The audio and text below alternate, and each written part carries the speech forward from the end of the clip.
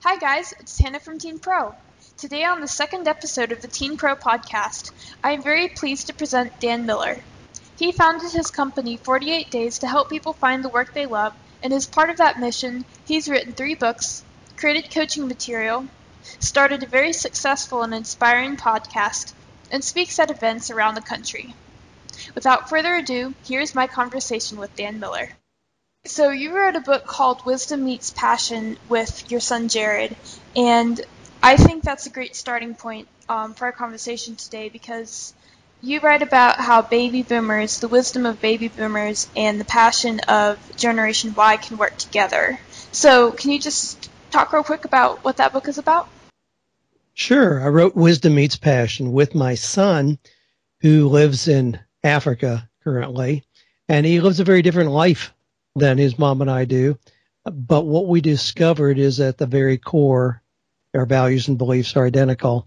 But the book was written because 8 years ago when Jared first went to Africa, the night before he was to leave, he wrote a note to his mom and I. And he said, my fears of inadequacy are almost overwhelming with what I'm attempting to do. Jared's always been a big world changer in terms of vision. He said, but my confidence in what I want to do overrides my fear of inadequacy.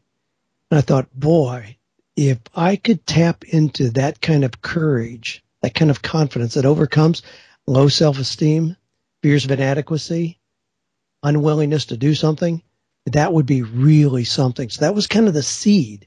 And with that, I knew that I was going to write a book at some point and would want Jared involved. So he was in Africa for several years. Then I made a proposal to my publisher. They said, yes, absolutely, we want to do this. So we wrote that book together, Wisdom Meets Passion. Great. I really like that story. And I actually have not read the book yet, but I was researching it some today, and it looks really interesting, and I'm definitely going to read it very soon. Cool. Mm-hmm. Yeah. So, Now, in as much as it's easy to think, well, passion is what we have when we're young, and then as we get older, passion goes away and we get wisdom. That's really not our intent in that book at all. We want people to embrace both, no matter where they are age-wise. So if you're 18 or 88, we want you to have 100% passion and wisdom. Now, that's something that we have to learn at younger ages. Wisdom does come with time, but passion doesn't need to diminish. I mean, there's nothing more pathetic, than a person in their 60s who has a lot of wisdom but has lost their passion. So we want there to be both. We can see a 19-year-old, riding down the freeway on the back wheel of his Harley, 90 miles an hour with no helmet on. We think, oh man, that's passion. Yeah, it is, but it's very dangerous. So wisdom is what shapes and gives direction to passion and makes it meaningful. Right. And how would you suggest to younger people, like high schoolers, to start developing that wisdom and finding their path for their career? Great question. I encourage them to read, great books, quit watching TV and playing video games, read great books, the masters of achievement, Brian Tracy, Zig Ziglar, Napoleon Hill, Earl Nightingale. There's lots and lots of names of people who have pure, clean, inspiring, timeless principles of truth and success. So fill your mind with those kind of things and then spend time with people who are already performing at the levels at which you want to perform. That's a real significant principle that we can do no matter what our age. Find people who are already doing what you want to do and spend time with them. And it tends to elevate us. It pulls us up. And you can do that. I mean, I know people, like you, at your age who have just decided to do that rather than the things that most of your peers are doing. That's going to give you a big head start on that wisdom that we talk about. Mm-hmm. Yeah, that's a great point. And I'm on a high school robotics team, and I know I'm really inspired by being around other people my age who are also really interested in technology and entrepreneurship and that sort of stuff. Sure. That's a great way to spend your time. Mm-hmm. So, as part of Teenpro, which is the community this podcast is for, I really want to inspire young people to take initiative and teach themselves skills such as programming or coding or start their own company and become an entrepreneur. And It's often hard for young people to start things on their own when they don't have a teacher telling them what to do. Because we're used to having people tell us. Our parents tell us what to do, or our teachers and our mentors. So how would you suggest for people to just start something on their own and take initiative? With the way that we are connected online these days, it's so easy to find people who can help instruct you and give you, the tools that you need to move in pretty much any direction that you want. And of course, that can work either negatively or positively. But find people who are experts in those fields. Find social networking groups, find chat rooms, sites out there, blogs that are being written, and just get involved. Start participating in a community of like-minded individuals. And it's very easy to position yourself, as somebody who's a serious contender and somebody who even is an expert. And the neat thing about being in some of the online communities is you don't need to share your age. So again, if you're 17 or 87, it doesn't really matter. Once you're online, people are looking at what do you have to share that really has value. So just reach out to connect with people who are already doing those things you want to do. That's really all it takes. Mm-hmm. Yeah, that's good. And and that's really what I want Teenpro to be also, is a really great community that supports people in their projects and what they're working on. So, I interviewed Seth Godin for my last podcast, and he said something I thought was really interesting that I've thought about every single day since. He said that failure is good, and if I fail more than you, I win. And I saw you've said very similar things on 48 Days. And my question is, I understand that failure is good, but people also say to, work hard at what you do and not just to give up. So at what point do you know when a project has failed and you should accept it as a failure and move on? Wow. You've asked several questions, all great ones there. Incidentally, congratulations on having Seth Godin as your first guest. I mean, that is ridiculous. Mm-hmm. I mean, there are people who are experienced with years and years of success, millionaires who would love to be able to interview Seth Godin. And I love your innocence and initiative, just reaching out. And Seth says, hey, let's do it. So Thank you. That's awesome. Yeah, Well, anybody who has been successful to any degree at all, I think, has experienced failure. So those of us who are moving along that path recognize failure is not crippling. It's not the end of the line. It doesn't put us in a ditch. It simply is an instructional tool. I think we ought to change the word. Somehow failure implies that that's the end of the road and you should never try that again. You got your hand slapped. That's really not what it is. I mean, failure is like fertilizer for success. It just is part of the process of education. I work with people all the time who have purchased a business opportunity and it failed, or they got a franchise and it never got off the ground, or they sent in, $20,000 to some late night TV thing for invention production company, and, they'll never see a penny of it again. And they're embarrassed and humiliated. And I tell them, let's take a different approach. I live in a college town here just south of Nashville, Tennessee. There's 17 universities within a stone's throw of where I live. And I said, there are a lot of people here at Vanderbilt and Belmont and Trevecca, other colleges here, who are spending, $30,000, $40,000 a year getting their education. So what you did was just part of your education. You're going to get an education that really gives you marketable skills as you move forward, fortunately, whereas some of the others may not, but it's just part of your education. So don't see failure as, boom, that's it. See it as, aha, you're now closer to the success you were looking for than you were before.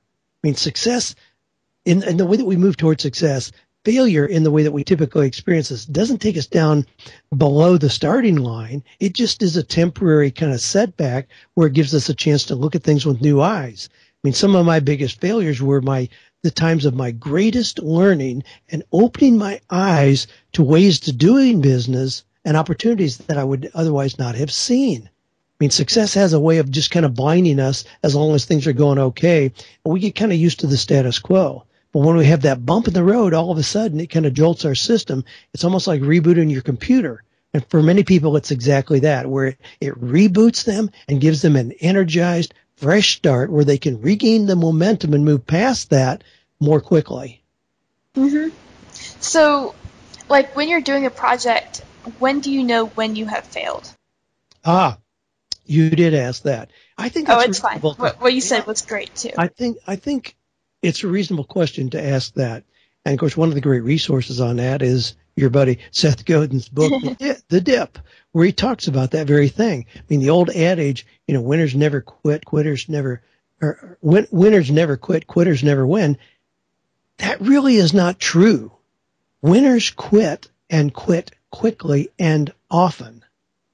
I have seen way too many people that think that persistence is all that matters. I'm just going to hang in there. I've been working on this for 3 years. I've never made a penny, but boy, I'm just going to hang in there and keep going. Well, I'm not sure that's reasonable. With most of the businesses that I see started today, I tell people to give yourself a 1-year benchmark. Do this for 1 year, but if at 1 year you are not making significant money, maybe you need to just unplug it. Again, that doesn't mean that you lose all your momentum. You'll never lose the learning experience that you gained in that period of time. But it may not be a business that's really going to get off the ground. Move to something else. So I think I'm very quick to pull the plug on things.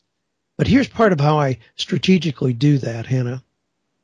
Every year by November 15th, I want to have my goals completely set for the upcoming year.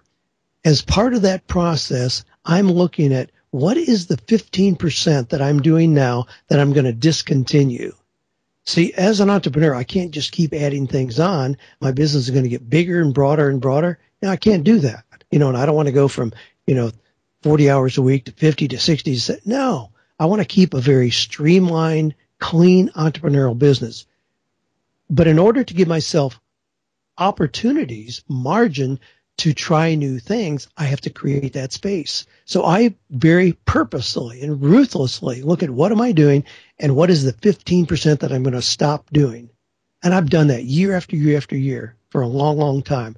And I love that process. I love that time. So that means that I've quit things that other people would see as very, successful, very meaningful, and very profitable. But it may be that I'm just getting rid of something to make some space for something that has even a larger potential. And it's in that new 15% that I've launched the biggest, most fun, most profitable parts of my business that I have today. Mm-hmm. I think that's great about setting goals because that way you don't feel like you've given up. It's just that you've tried it and it hasn't worked. Well, yeah, I mean, if I'm working with a salesperson, or let's just say that, you're a salesperson and last year you made $40,000. So you set as a goal that this year you want to make 80.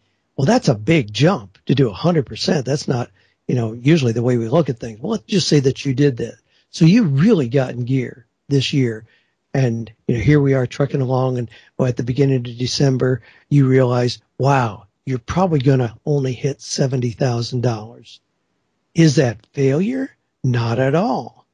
Did you hit your goal? No. But if you went from 40 to 70, that kind of an increase in what you were doing previously, I would consider that success. That's the way we have to look at it. But a lot of times people are fearful about setting goals for that fear that, oh, wow, what if I don't hit it? Then I fail. I mean, if you want to lose 20 pounds and you only lose 19, are you a big failure? Well, I don't think so. So we have to reframe how we look at these things that we call failure and just keep moving on, congratulating ourselves on the incremental success we're experiencing. Mm-hmm. Yeah, that's really good. So I'm going to change the topic slightly. Earlier you were talking about college and how you're close to many colleges. And college is, of course, front on the mind of all high schoolers, especially in 11th and 12th grade. And I was wondering what your view was on the importance of a college degree for a career. I know your son Jared did not go to college. I'm just curious to see what you think about that. I think it's a very individualized decision. I'm not one to make blanket decisions about that, but I do know that there are thousands and thousands and thousands of kids who went to college with the myth that getting a college degree, that getting that piece of paper was going to give them instant fame and fortune. We know that's not true. I think we've been selling a lie in a lot of ways. Now, do I think college is meaningful? Sure. I mean, I loved my college years. I mean, I went to college and went on, got my master's degree and then my doctoral work. I mean, so I'm not opposed to it at all. But at every stage, I knew why I was there. I was there for the personal learning that was taking place. I was not there so that I could get a piece of paper so somebody was going to hire me. That's kind of the critical difference. A college education is going to contribute to your educational experience. There's no question about it. It's going to give you broader opportunities. No question about it. But we have to be careful about what you think that's leading to. And part of the harm done is when we see kids coming out of school and they have $40, $50, $60, $80, $120,000 in student loan debt. That's preposterous. That narrows their options so dramatically that I don't think it can ever be justified. I don't care what the letters are behind your name. I see too many stuck in that kind of thing. I'm working with a 35-year-old physician right now, so he has fancy MD behind his name. He absolutely detests the work that he's doing, but he has $200,000 in student loan debt. I mean, how much flexibility does he have to go out here and figure out what else he wants to do? I mean, that's where it gets really, really muddy. And I think we're going to see an explosion in this upcoming generation, the Gen X, Gen Y generation, who are figuring out things that they can do that do not require a college degree. That doesn't mean that they're not continual learners. I find that they are. My son Jared, he never went to college. He could not get into college with his dyslexic, ADHD, and all the other terms that schools hang on him. It's funny, now he speaks at colleges about developing micro enterprises in emerging third world countries. That's an interesting kind of twist on that. But he's an amazing learner in how he continues to read and study and grow and go to seminars and workshops and spend time with high achievers. So it has nothing to do with cutting off his learning opportunities. It's just that they aren't going to be confined within the walls of a university, and he's not going to get a piece of paper at the end. So this is a very fluid kind of thing. And we see, high achievers like Bill Gates and Michelle Pollard, and we could go on and on and on with Richard Branson, with people who are college dropouts. Once they figured out what they wanted to do, they just started doing that. The world really doesn't care about what piece of paper you have. They care about what can you do? What can you do with excellence? And I see kids coming out, and going into the trades. I mean, I think it's wonderful. I want to see the next Ferrari mechanics and the next sculptors and artists and musicians, all those people that can learn those kind of things where college degree isn't going to have much bearing on that, but we need those people. And those people are rewarded extremely well if, in fact, they are excellent at what they do. Mm-hmm. And actually, college, this summer, I've been thinking a lot about college and talking to my mom and dad about it. And I'm a senior right now in high school, and I'm not applying for college this year. And it's not because I'm not ambitious, and, Stanford was my dream school. So it's not like I wasn't ambitious. I have good grades. I've even taken some community college dual enrollment classes. It's just I feel like I can teach myself more at home than I would going to college. And I don't feel like everyone should automatically go to college as default choice just because that's what people have traditionally done. Well, I think you're absolutely right. And I think that's a healthy perspective. And the deal is that doesn't mean that you can never go to college. That just means right now you're approaching this differently. If you decide 10 years from now that you want to go get a degree because you're even more clear on exactly what you want to do and a degree would help you in that's fine.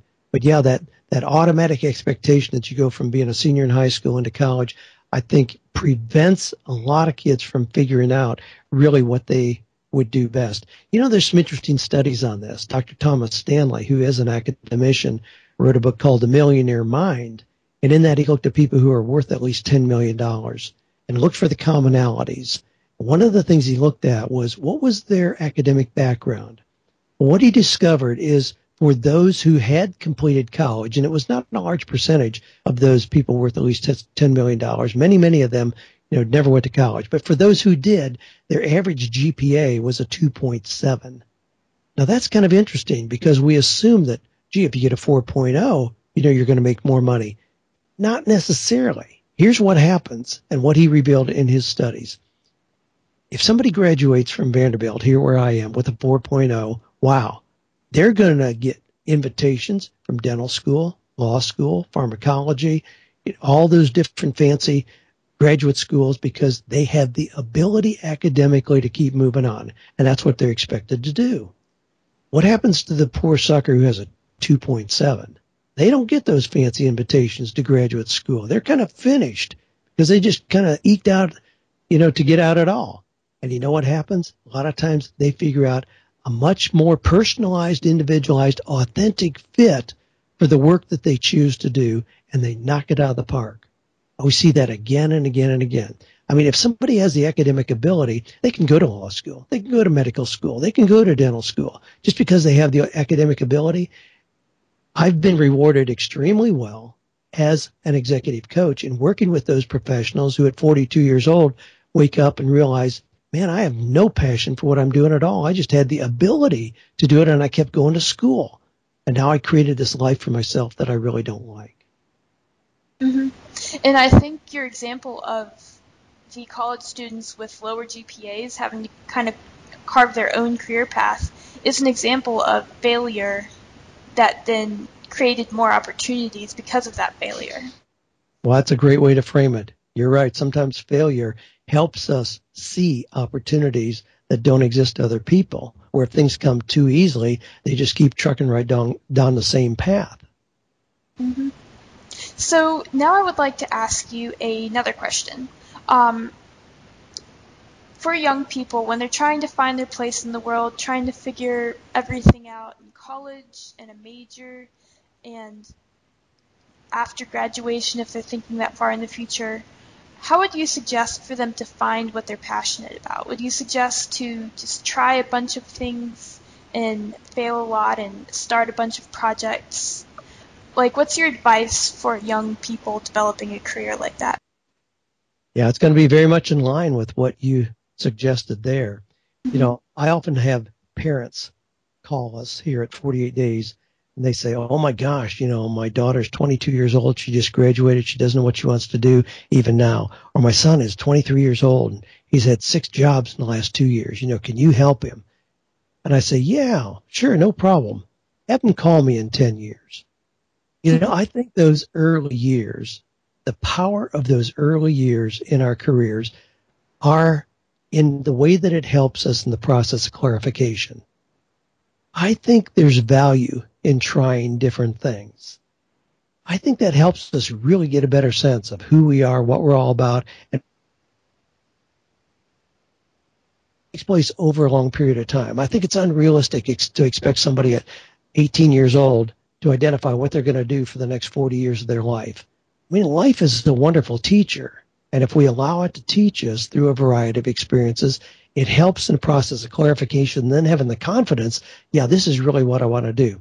I work with a lot of professional men, and I tell them often, hey, do whatever you want to for the first 45 years of your life. I don't care what it is. If we can at that point sit down and figure out how God has uniquely gifted you, create a clear focus, you can go into the most productive 20 years of your life. That's what we see again and again and again. To see somebody at 26 who has really knocked it out of the park, I mean, that's so unusual. That's why it gets attention. It's not a normal path at all. So, yeah. Now, here's another interesting part about this, because we mentioned wisdom meets passion earlier. Passion is not something that you just stumble on. It is more developed than it is discovered. So I often have people say, well, gee, I just don't know what my passion is. And they think they ought to go sit on a stump, in the middle of the desert, for 2 weeks and hope that their passion is revealed to them in a bolt of lightning. That's not the way that it happens. Passion is developed by being involved in this game of life and doing a variety of things where all of a sudden you start to see the patterns. Oh, it's when I'm doing this that I really am alive. Wow, it's when I'm with these kind of people that I feel like I'm in my sweet spot. Or it's when I'm working on this kind of idea. And so it's developed as we go and becomes more and more and more full-blown as we become excellent at doing that. And if you take Michael Jordan, I mean, I don't know if he was passionate about basketball when he was, a 10th sophomore in high school, but he got cut from the team. I suspect that he wasn't. But, his mom and dad encouraged him to just keep practicing. He kept practicing and practicing and practicing, just way more than anybody else. Well, all of a sudden, he started to show some excellence in that. And at that point, sure, he could become passionate about that as his excellence grew to such astounding levels.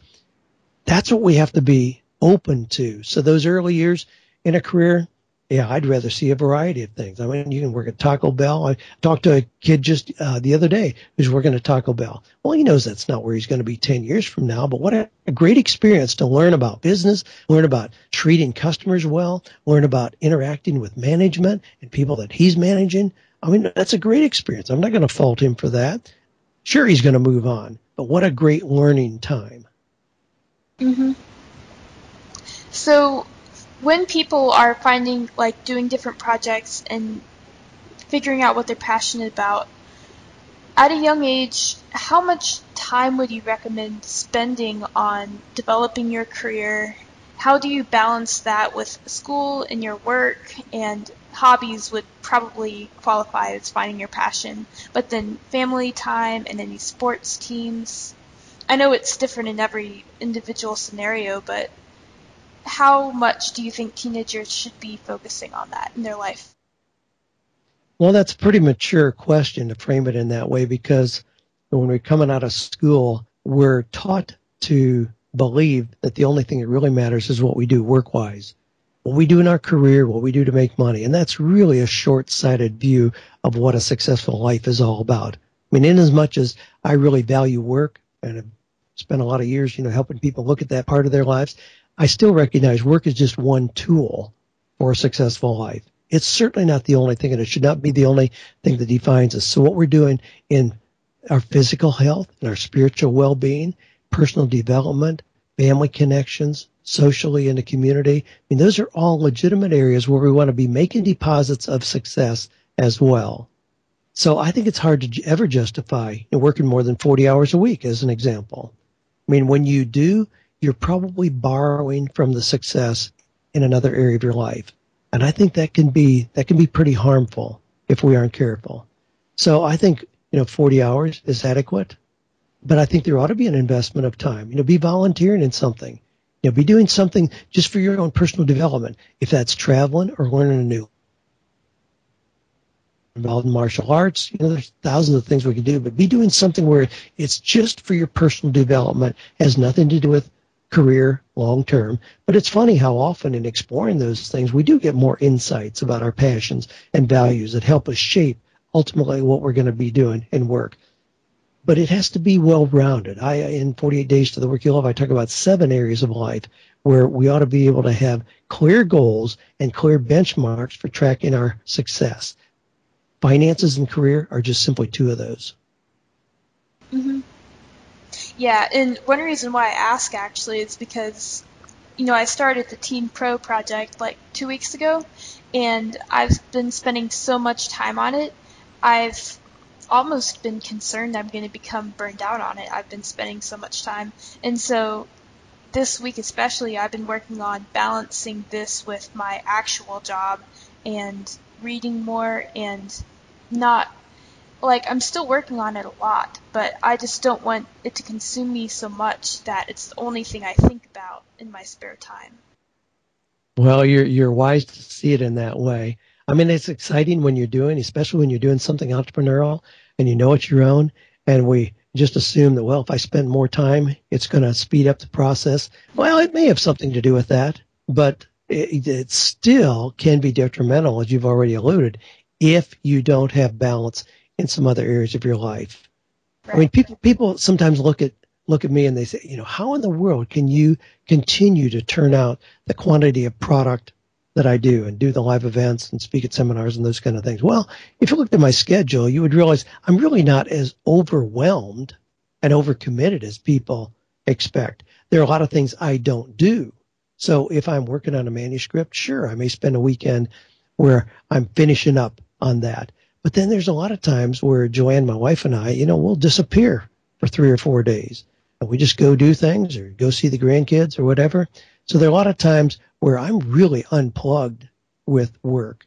It's not just constant, 24 hours a day, even though the kind of things I do lend themselves to, I could work on them no matter where I am, what time of day and all that. Yeah, I don't do that. I have a lot of free time in my life, but I'm very intentional about how I do spend my time so that it gives me the highest return. So there are a lot of things I don't do even in my business that I have delegated out to other people where I spend my time doing only what I can do so that I get the highest leverage of the time I do spend in my business. Mm-hmm. And I liked what you said about like your free time is very important. At my high school robotics competition in Raleigh this past year, we had a speaker who his talk was incredibly boring, but the one interesting he said was the most important time you spend is when you're not doing school and when you're not doing your sports events or clubs, because it's the time where you choose what you're doing, and that's when you can learn things and set yourself apart from other people because you learn new skills and stuff like that. Yeah, very insightful. Mm-hmm. So, I want to ask you this question, and this is more of a I don't know, a fun question, I guess. So, I've always been very interested in the disc character profiles, and actually, one of the first times I heard about you was um, many years ago. My dad told me about you in 48 Days, and he signed me up for the DISC character profile test. And for anyone who does not know DISC, it's 4 types of characters called dominant, inspiring, supportive, or cautious. And I just think it's fascinating to learn about the different types of people. But when I was taking the test, I was trying to not overanalyze my results and think, okay, well, I should focus on learning this type of skill because people with my character type are more likely to succeed at it. So how much would you say your personality type should affect what you spend your time on and what job you should apply for and stuff like that? I think it has a really big bearing. It's one of the areas that historically has not really been blended. And so that a lot of people I see a lot of attorneys, as an example, who have proven their ability to do what they do, but it does not blend what we know about them personally. That's a tough thing to make work. Ultimately, money is not enough compensation for investing our time and energy. There has to be a sense of meaning, purpose, and accomplishment that goes beyond that. So looking at how we behave, and that's what you're referring to here. The DISC is not measuring intelligence or aptitude. It's how we relate to other people, what kind of environments we're most comfortable in. Understanding that can do wonders at freeing us up to be our very best. I'm on that very, very low in the I. Okay. And with that, that means, pretty clearly, and if you do there are other inventories as well, the Myers-Briggs and so on, where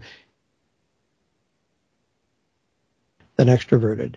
I'm energized by solitude. I do my best work when I'm entirely by myself in the building that I work in here. Nobody else around at all. That's when I'm at my very best.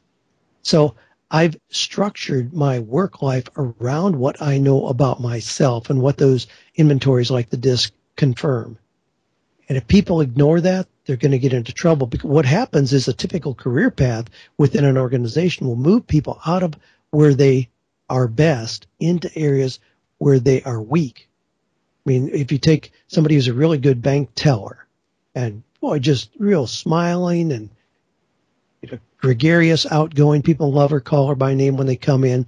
And what do we do at the end of the year? We reward her by moving her out of that into something. Oh, now you're going to be a loan officer. So she struggles along in that for a couple of years. Oh, because you've been here now 5 years, we're going to reward you by promoting you to be branch manager. Now, we don't care, how well you relate to other people, even how good you are with figures. Unless you get out there and generate 13 new commercial clients every month, your job's on the line. We push that person into doing something they do not do well at all and take them out of their sweet spot that made them successful initially. So it's very important to understand our behavioral characteristics and then stay true to those as we move through our career path. It also helps just with the relationships. I mean, if it's with a spouse or family members or people around you, my goodness, understanding your own personal characteristics, that goes a long way in creating healthy, successful, harmonious relationships. Right. And as a teenager, those will probably change a bit over time, I'm guessing, right? No. No? No, not really. Okay. I mean, it's not something like, it's not where we're looking at some are good, some are bad, some are right, some are at all. They're just different. But if somebody is introverted, we're going to detect that when they're 3 years old. Right. If somebody is really good analytically, they study, they gather a lot of facts and information before they make decisions, we can detect that when they're very young, and that's likely to be true when they're 90 years old. Now, those characteristics really stay pretty much the same. I mean, it's funny. I have 3 children, all of whom are married, and most of them, when somebody shows up for the second time for a date, we'd give them the personality profile. We'd give them the disc because we wanted to help them understand, how are you going to relate best to this person? Is this person potentially somebody you could spend the rest of your life with? So we did that very early on. And all my daughters-in-law and sons-in-law will tell you that, and we laugh about those times, but we thought that it was that important. But now, having grandchildren, I mean, we do the disc personality. Really, when you want to understand it, you really don't even have to administer the profile. I mean, you can just see, you can have 2 5-year-olds, and one of them, you walk into the room and, geez, you have to walk over things to get in because they're closed shoes and aquariums sitting on the floor, hasn't been rearranged in a month. And then you walk in the next one. It could be a sibling at 5 years old. Wow. Socks are organized perfectly by color in the drawer, everything in its place. Those reveal very different personality characteristics, and those are probably going to be lifelong characteristics that we'll see. Mm-hmm. Yeah, I think that's really funny how you vet your children's dates with disc. I think that's really cool and unique. We did indeed. Yep. So I think we're about out of time, but right before you leave, I would like to ask you one last question. All right. So 48days.net is a very successful community, and I'm really glad that I joined. And you've been a part of that from the very beginning, obviously, and I would just be curious to hear any advice you have for Teenpro and other communities who are just starting and trying to encourage discussion with the members. And I don't know, do you have any advice based on seeing 48 Days develop? Sure. Yeah, I've loved watching that develop. We launched that in September of 2009, right when the Ning template became available. And I stood back in amazement. I really did it just as a trial basis. I said, okay, we'll do this, but I'm not interested in having another. At that point, there was MySpace and Facebook. I said, I'm not interested in having a place where people just, share what they had for breakfast this morning or are interested in what I had, get a life. I said, I don't want that. And my team assured me that we could develop a place where people really were serious about business, about putting legs in their dreams, about sharing ideas and resources. And I said, okay, we'll give it 30 days. 90 days is what I gave it initially. Within 90 days, I think we had about 650 or 700 members in there. We weren't doing much to promote it. I was just kind of watching it, but I'd go in and comment. But I was blown away at what I was seeing in terms of people's willingness to share so openly. And I saw people start to elevate their success together as somebody next to them was also elevating theirs. I mean, we use it kind of as an adage for that community, a rising tide raises all ships. And I have seen that played out to a degree that I could have never anticipated. Now we have, 5 years later, we're approaching 15,000 members.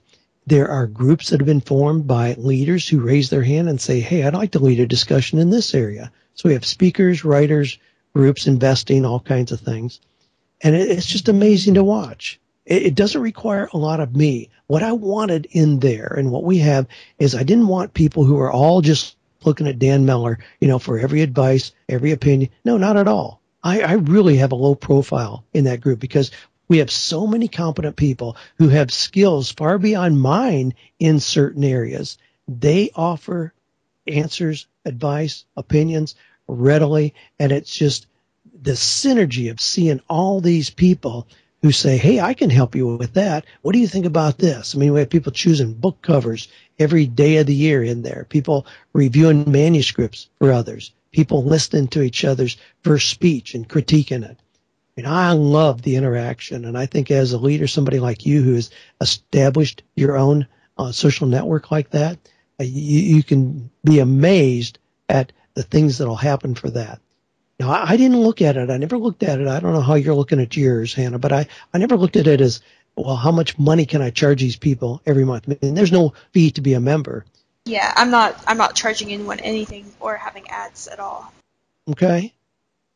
Now, at the same time, as you're aware, I have a whole lot of things that we have available at 48days.net. We have live events. We have instructional programs. We have books and ebooks and audio programs and online courses. And we have a coaching mastery program and personal coaching with me. I mean, certainly those things get a lot of visibility because it is my group.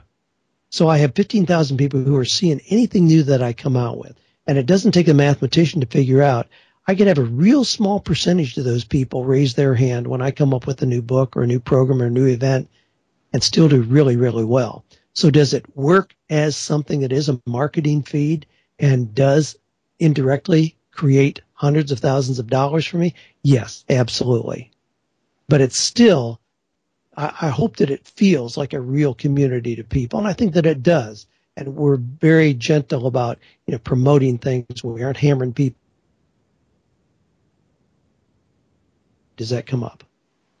Yeah. Cool. Well, thank you so much for being on the podcast. Hey, you're welcome. Yeah, it's really great. Delighted with what you're doing and commend you on taking initiative and jumping in the game as you have. Thank you. We'll be eager to hear your 6-month and 12-month success stories. Cool. Sounds good. Thank you very much. You're welcome. My pleasure. I'm Hannah Wilson, and that was Dan Miller for the Teenpro podcast. Dan is such an inspiring and genuine and kind person, and I was really glad that he was able to be on our episode today.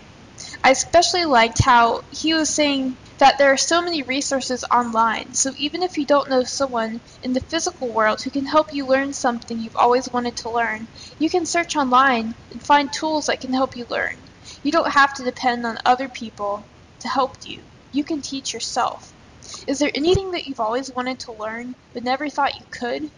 I would really encourage you to search online and see if you actually can teach yourself. You might be really surprised at the amount of really helpful people online who are willing to help you go outside your comfort zone and learn something you've always dreamed about knowing how to do, whether it be coding, graphic design, animation, anything.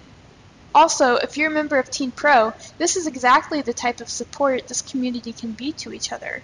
We can help each other learn things, help each other if we're ever stuck. If you are not a member of Teenpro, go to teenpro.net right now to join. If you are not a teen, you can join, but you can also go to the Adults tab and learn how to support the Teenpro mission of inspiring teenagers to change the world. Thank you so much for listening.